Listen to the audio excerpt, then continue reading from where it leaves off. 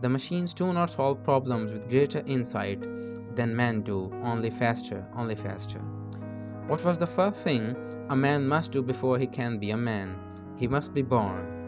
He must leave the womb, and once left, it could not be re-entered. She possesses what someone once described to me as well as all the unlovable virtues. But people who are capable of thinking clearly are in a minority, of course. Historians pick and choose, and every one of them pick and chooses the same thing. Throughout, you have invariably relied on authority or on the past, never on yourselves. It is not important what can or cannot be done. What is important is what people will or will not believe can be done. It is a difficult choice sometimes whether to feel revolted at the Millsacks merely to dismiss them as contemptible. But what could I want with riches? The true wealth is the love of one's people. For what could any entity, conscious of eternal existence, want but an end? We abandoned the appearance of power to preserve the essence of it. Men identified themselves with the century with which they were associated professionally. Its battles all too often became their own battles. It's a worship of the past. It's a deterioration, a stagnation. A happy wall is a long-lived wall, a practical wall, a useful wall. Any sufficiently advanced technology is indistinguishable from magic. Every man's position on earth is restricted to the distance he can walk. That is, he made both. But boasts are wind, and deeds are hard. It is as much my job to prevent harm to mankind as a whole as yours is to prevent harm to man as an individual. There is nothing straight about you, no motive that hasn't another behind it, no statement that hasn't three meanings. Anyone who displays a capacity for double dealing must forever be suspected of being capable of displaying it again. Every human being lived behind an impenetrable wall of choking mist with which no other but he existed. And after the fall will come inevitable barbarism. The only people that inherited anything by right of birth were the congenital idiots. What broke loose is popularly and succinctly described as hell.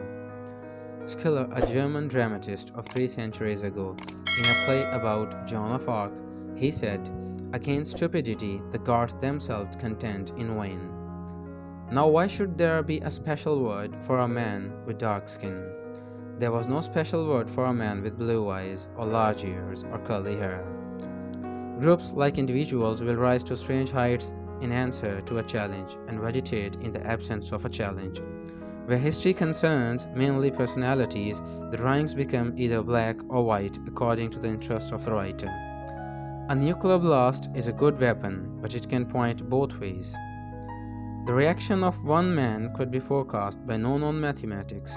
The reaction of a billion is something else again. Harry. A simple aspect of science may be defined as one which through good fortune I happen to understand. She is qualified all right. She understands robots like a sister, comes from hating human beings so much, I think. Yet, weren't all human beings simply human beings, no matter what name you apply to them? When one's home has a really excellent computer capable of reaching other computers anywhere in the galaxy, one scarcely needs to budge, you know. A really good story doesn't answer everything. After all, life doesn't answer everything. There remains ambiguities. There remains rooms for doubt. Billy distrusted overstatement and had no liking for the armchair deducer who discovered certainty rather than the probability in the workings of logic. There is no pleasure like the absence of pain immediately after pain. An incompetent traitor is no danger. It is rather the capable man who must be watched. He slept that night the sleep of a successfully stubborn man. Surely it is better that the immoral learn morality through adversity than that the moral forget morality in prosperity. Against stupidity, the gods themselves contend in vain. You may uncover more, and eventually what seems altogether a mystery to us now may unfold and become plain. That was the trouble with the outside. One teetered forever between unpleasant alternatives. I grew grandiose, which is a good sign I should become prosaic. When everything impossible had been eliminated and what remains is supernatural, then someone is lying. No problem is insoluble in all conceivable circumstances. They are soft, dreamy people who find life too hard for them here and get lost in an ideal world of the past that never really existed. There is no belief, however foolish, that will not gather its faithful adherents who will defend it to the death. The secret of the successful fool is that he is no fool at all. History was interesting to the extent that it was catastrophic, and while that might make absorbing view, it made horrible living. Of such things, petty annoyance and aimless thirst is history made. It is the writer who might catch the imagination of young people and plant a seed that will flower and come to fruition. Humanity could share a common insanity and be immersed in a common illusion while living in a common chaos. An individual life is one thread in the tapestry, and what is one thread compared to the whole? You will have such proofs as exists. You are the only one responsible for your own wants.